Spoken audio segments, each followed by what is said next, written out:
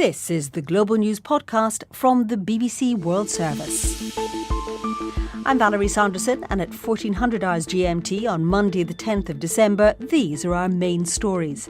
A landmark agreement on managing migration has been adopted at a UN conference in Morocco, although a number of countries have refused to take part. The British government is postponing a parliamentary vote due on Tuesday on the Brexit deal with the European Union. A former policeman from Siberia, described as Russia's most prolific serial killer, has been given a second life sentence. Also in this podcast, racism is still strong within the game of football. I don't sit here angry, I sit here upset. As police in the UK investigate alleged racist comments aimed at a black footballer, other players say the problem must be tackled.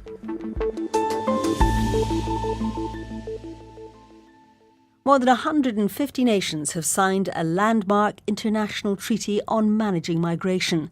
But the pact, adopted at a meeting in Morocco, has been shunned by a number of countries, including the United States, Australia and at least 6 EU member states.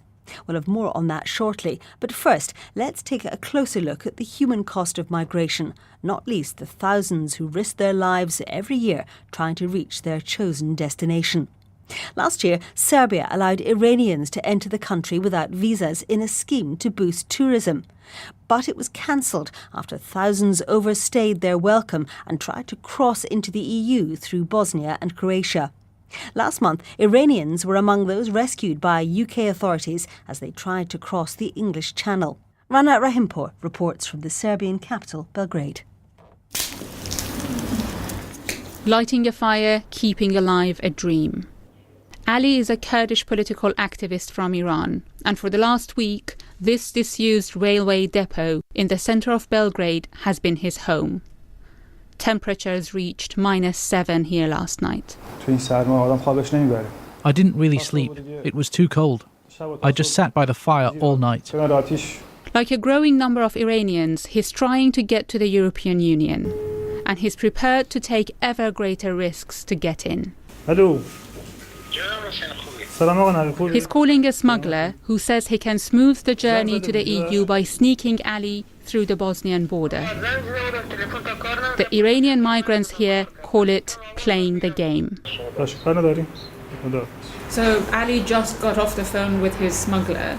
They are planning to game tomorrow, but it's a huge risk, and he says that he's going to take that risk again and again until he makes it to the European Union. This video, sent to the BBC, shows how much of a risk it is. You can see a man holding on for dear life to the undercarriage of a truck, just inches from the road. His name is Pedram, and he's also from Iran. He tried several times to get out of Serbia and into Croatia or Bosnia, closer to Western Europe. But weeks after this video was taken, he was dead. Pedram had frozen to death near a refugee camp in Serbia.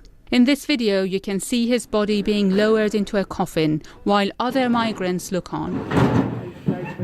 It's a reminder that for many, it's a race against time to move on or find better shelter before the harsh Serbian winter. But why Serbia? And why Iranians in particular? The answer lies in a travel scheme introduced by the Serbian Foreign Ministry last year. It got rid of visa requirements for Iranian nationals in order to boost tourism and investment. But a year later, it was closed after thousands of Iranians were believed to have used it to get into the European Union. The Serbian visa scheme is believed to be behind the increase in Iranians trying to cross the English Channel into the UK. Last month, dozens of Iranians were intercepted trying to cross what is the world's busiest shipping channel in small dinghies. Somaya can't hide her pride at a video of her daughter speaking English. But she says that she too will risk illegally crossing into the UK along with her husband and 2 young daughters. They fled Iran because they're members of a persecuted religious minority, and now they're in a refugee camp near Belgrade. They've tried to enter the EU 8 times so far. I asked Somalia if it was worth the risk to try again. Every time I game, I think to myself, I will either be free or die. Either is better than staying in this cage. Serbia is just a stepping stone for many intent on reaching Western Europe. But in order to move on, more people like Somalia will take greater and greater risks. So, how would the treaty that's just been adopted affect the lives of people like the Iranians we've just been hearing from who fled to Europe? Dan Damon has been speaking to Leonard Doyle, spokesman for the Director General of the International Organization for Migration. I think what it does is it sets a bar and it helps achieve a degree of global understanding, because at the end of the day, it's a 2-year intensive process amongst countries to look at migration. And they've come out with sort of minimum standards. Migrants have human rights, for example. They don't necessarily have a right to migrate, but they absolutely have human rights and they have to be treated with dignity. So this can help, of course, when people are fleeing or people are seeking a better life, because they can at least point to the adoption of the Global Compact as a high watermark in terms of the issue of migration, which has never been attempted before in the international community. And what's in it for those countries that are under pressure from migration, especially in Europe? Well, by contrast, what's in it for them is an absolute undertaking that their sovereignty over migration is untouched. So despite some kind of Looney Tunes that you'll hear on the extremes, both extremes of the debate, this is a voluntary compact. Although agreed at the United Nations level, it will not have the power of law. So if anybody's concerned that, oh my goodness, suddenly the UN is going to start telling us what to do, nothing could be further from the truth. What it does is it seeks to bring together best practice and point people in the right direction, give guidance as to how to deal with, for example, a sudden mass movement of people, because these things tend to happen in countries which are perhaps completely unprepared for them. Well, you've used the word Looney Tunes. I mean, these are places like Switzerland. The Belgian government has almost collapsed over this issue. It's not quite as loony as all that, is it? There's no question that migration is a very difficult and tender subject. And please don't misconstrue my remarks to imply the governments. What I'm talking about is at the far right of the social media spectrum, and indeed the far left, you see complete distortions of a rational debate on migration. And the impact of those distortions are indeed being felt in the mainstream political space, absolutely. And if we allow essentially nonsensical interpretations of what is, at the end of the day, a collaboration of the overwhelming majority of international member states as gathered at the United Nations, I think we're in a sorry place. This is a non-binding agreement to look at the problems of migration and help us manage them in all the different aspects of this Rubik cube that has come into our lives, and at the same time reach rational outcomes which respect human rights and respect sovereignty at the same time. Leonard Doyle, spokesman for the International Organization for Migration. At the time of recording this podcast, we're getting reports that the crucial vote by MPs in the UK on Theresa May's Brexit deal with the European Union will not go ahead as planned on Tuesday evening. Our correspondent Rob Watson has been following the fast-moving events from Westminster. That's exactly what we're hearing, that this big vote, arguably the biggest vote that Parliament would have faced since the Second World War, that it's not going to happen. And we're going to find out from Theresa May why that might be, what the plan is. But I think it's certainly an extraordinary moment, and which, not surprisingly, is bringing accusations that this is a government in total chaos and disarray. And it comes, doesn't it, just after the European Court of Justice has ruled the UK could cancel the process of leaving the EU. It does, which of course is helpful to those on the Remain side, saying, look, anyone who thought that maybe it would be really difficult to stay in the EU, we'd need to persuade the other EU 27, or that we wouldn't be able to stay in under the current very favourable terms of membership that the UK enjoys, that's not the case. I mean, that's not to say, however, much as it might help Remainers, that it makes the idea of a second referendum any more likely. So what happens next? Goodness, what a fantastic... I was worried you might ask me that. Do you know, all I can say is we're going to have to wait and hear what Theresa May says. I've seen government ministers, people in her own government, being utterly thrown by this decision. I mean, one of the things you would say about Theresa May, that she does tend to keep her cards very close to her chest. But I guess I would just say this. I mean, Britain is clearly in a profound crisis, a profound political crisis over Brexit. I mean, it seems to me this is further evidence of that, and possibly I think it suggests that that crisis is deepening even further, if that were possible. I was going to say it must be a really febrile atmosphere where you are at Westminster. It is, and I guess it boils down to this really, Val. That is that what you're seeing, this crisis that we're seeing unfolding, is because 2.5 years on from the referendum, British politicians still cannot reach a consensus on what to do about that result. Rob Watson in Westminster. The final week of a key UN conference on climate change has got underway in Poland. Ministers from some 130 countries are trying to agree how to fulfil commitments to reduce carbon emissions that were made at the Paris Climate Conference 3 years ago. Let's focus on the very real effect climate change can have on people's lives. In a moment, its possible impact on the price of beer. But first, the story of the children in Germany who couldn't get to their school on an island in the middle of the River Rhine because the water levels were at record lows. Emma Wallace reports. Normally, I would need a ferry to get to this 2-kilometre tree-covered island in the Rhine. But when the water was at its lowest in October this year, local people managed to wade across dressed in knee-high Wellington boots. That wasn't an option, though, for the children who go to Nonnenwert Gymnasium or high school on the island. When the water got too low, their ferries were suspended. Ich dachte mir, das kann doch nicht wahr sein, weil wir hatten ja schon Hochwasser frei und jetzt... That's 11-year-old Nina, for whom school closure was just too good to be true. The school has had to close before when the river water was too high, but this was the first time in more than 100 years that low water had caused a problem. The headmistress is Andrea Monreal. Bei Hochwasser geht normalerweise das Wasser schneller weg. Das ist meistens. When we have high water, we know it will go down after a few days. With this low water, we knew it was going to last longer, so we really had to find a way for the lessons to take place using email and the web. At the end of the day, some of the pupils moaned that we gave them more than their normal amount of work.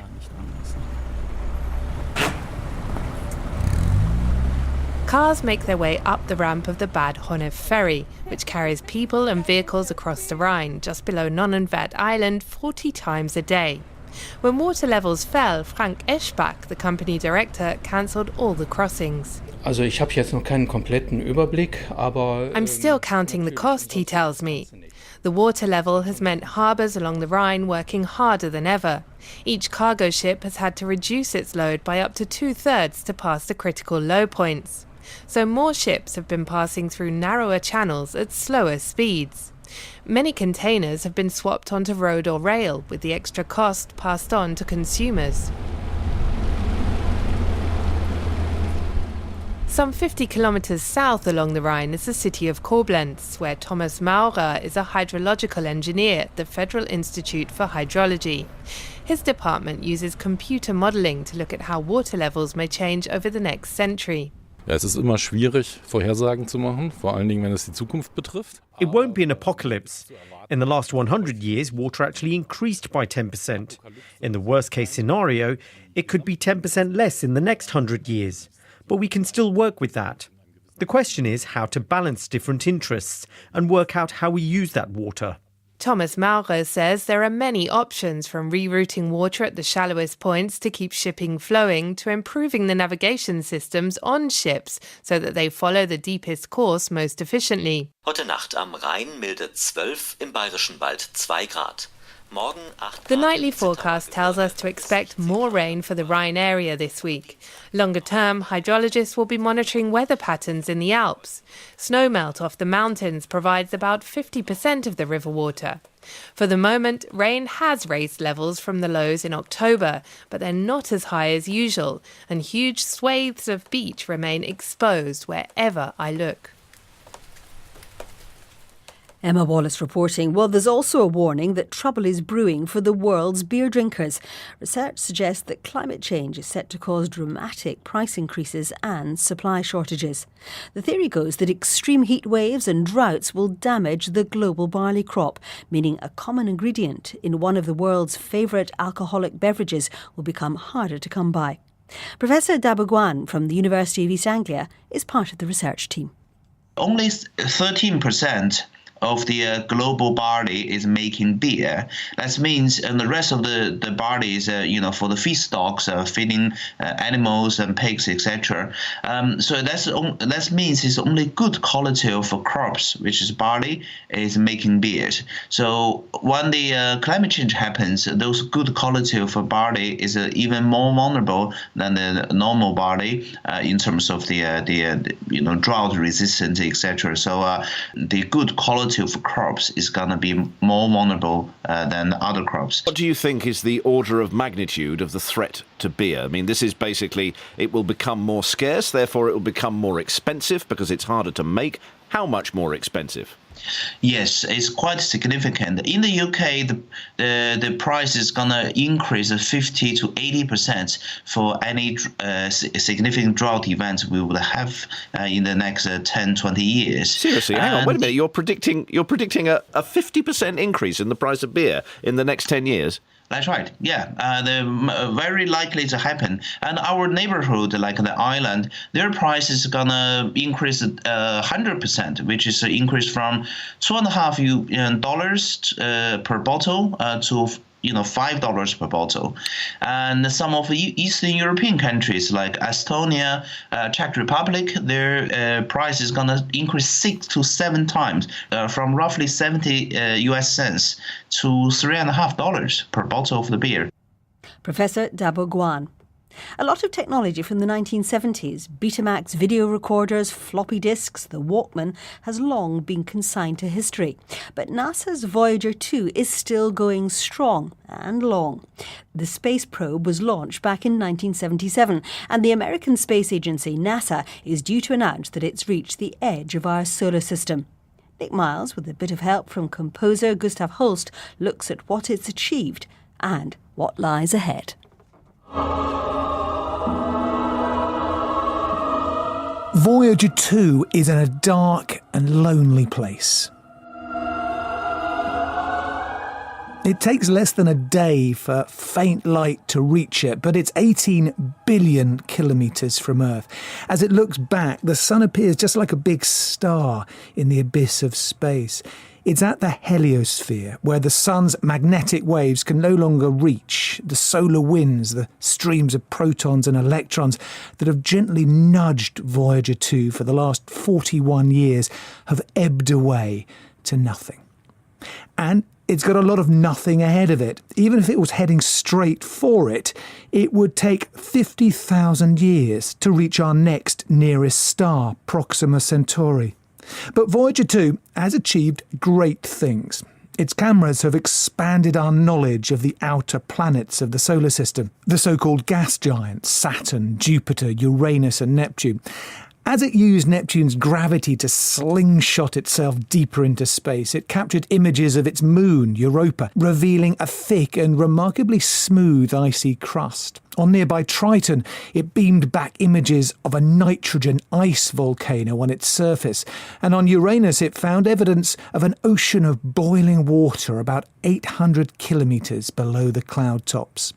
Now, as it speeds at more than 50,000 kilometres an hour, much like its cousin Voyager 1 did when it left the solar system back in 2012, its work is far from done. The solar panels on its extended arms will continue to provide power to send back information.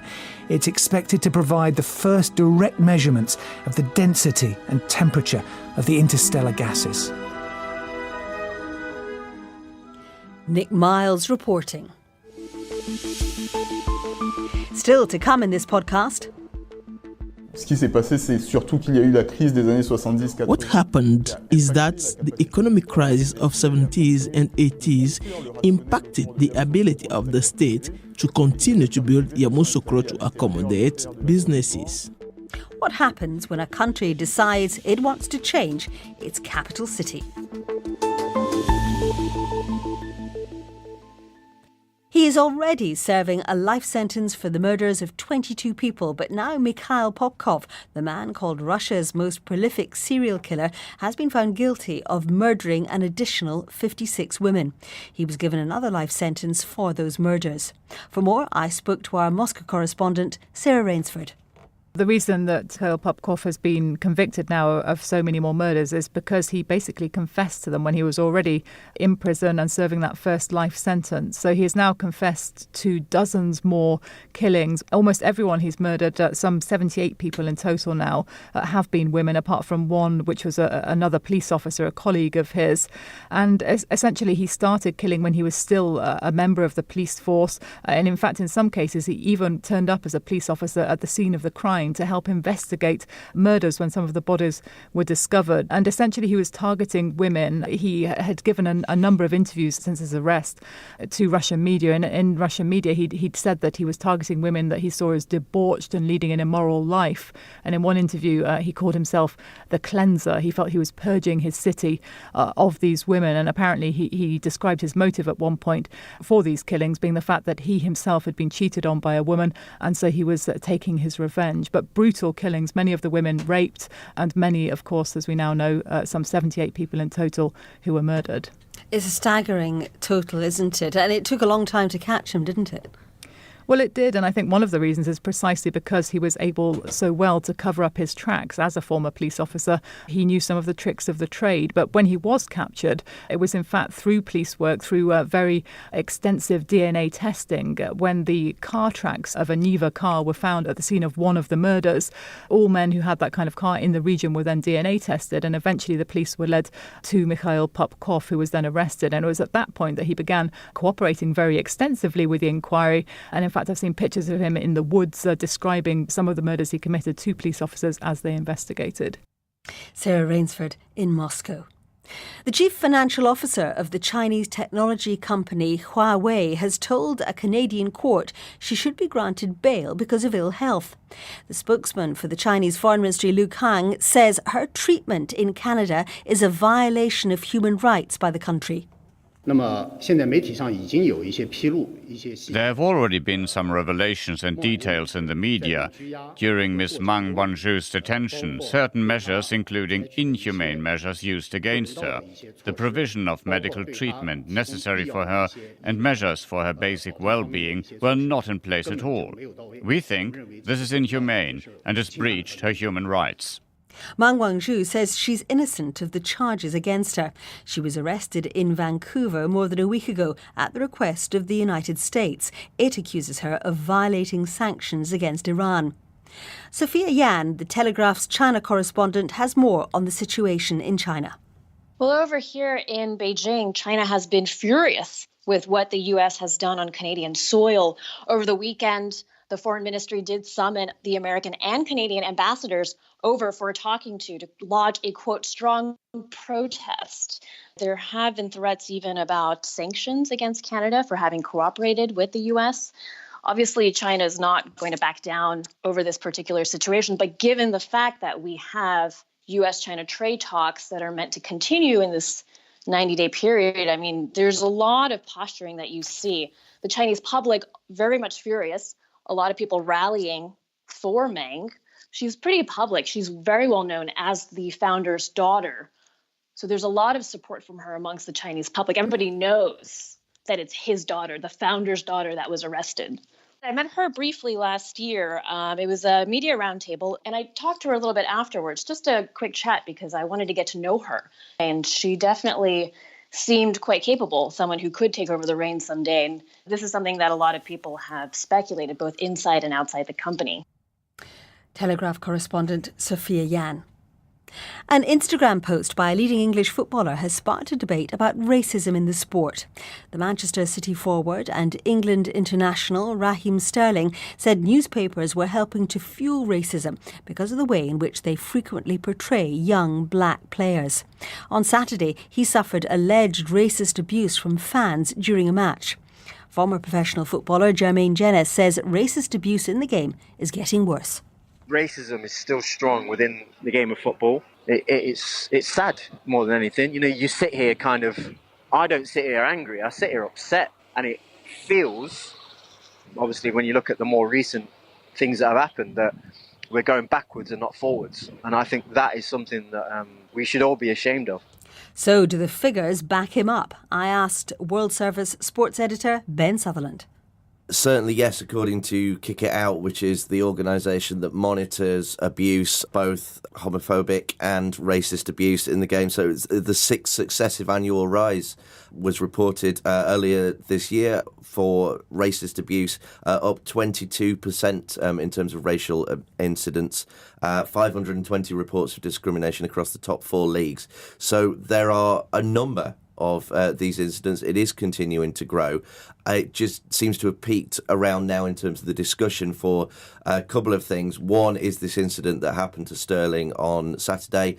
The other was a banana skin being thrown at Pierre-Emerick Aubameyang, who is an Arsenal striker, and that happened in a game against Tottenham Hotspur. Tell us more about Raheem Sterling's post and why he feels newspapers are fueling racism. So what he did was he said that he had to laugh at what was or the abuse that he'd received because he expected no better. And what he did was draw a parallel between 2 articles about 2 teammates of his, both young players, one black, one white. And what he pointed out was that the white player had received, both of them had bought a house for about £2 million.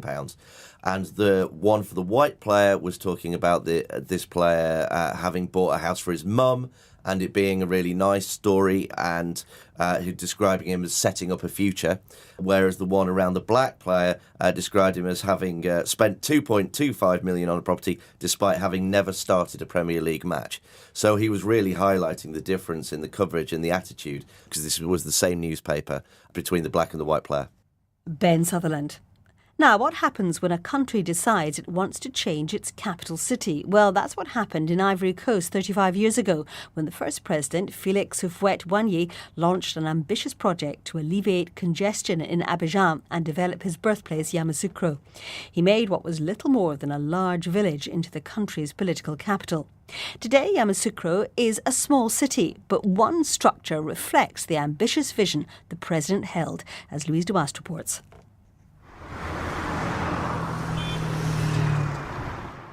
Battered roads, a struggling economy, piles of rubbish at every corner. We are far from the modern city Houphouët dreamed of, but there is maybe one exception, a holy site commissioned by the former president himself and still standing today.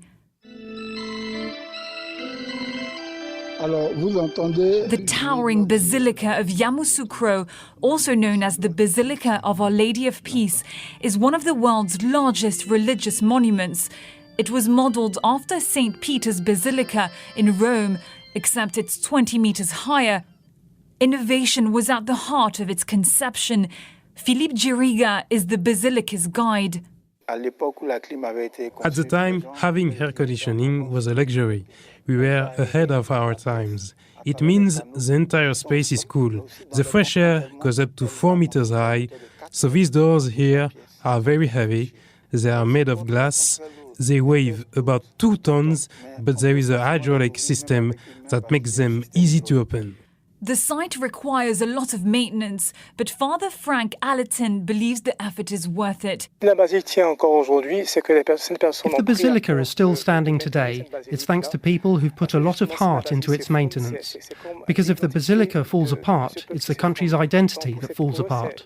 So in that sense, the basilica is like a bellwether for Ivorians, because art's contribution to the nation-building process is invaluable. You can't measure the value it has for a young person, a young African from the village, when he walks in here, how proud he or she feels to be part of this nation.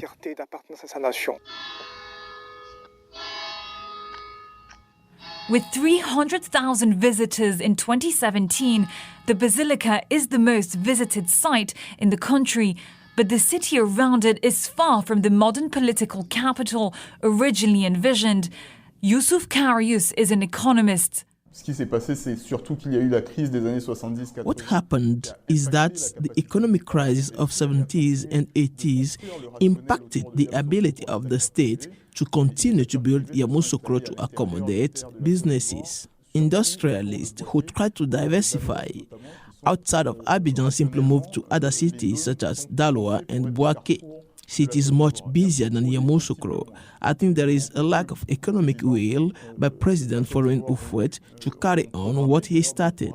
The Yamoussoukro project needs to be revised in a way that it will allow traders to come and set up their activities in the city. Surtout logistique est designé dans ce sens-là. The de facto capital, Abidjan, is heavily congested. More than 6 million residents live there, while only 200,000 live in Yamoussoukro, a small city with a gleaming basilica and big ambitions that for now remains a tourist destination. Louise Douast reporting. And that's it from us for now, but there'll be an updated version of the Global News podcast later. If you want to comment on this podcast or the topics covered in it, you can send us an email. The address is globalpodcast@bbc.co.uk. I'm Valerie Sanderson. Until next time, goodbye.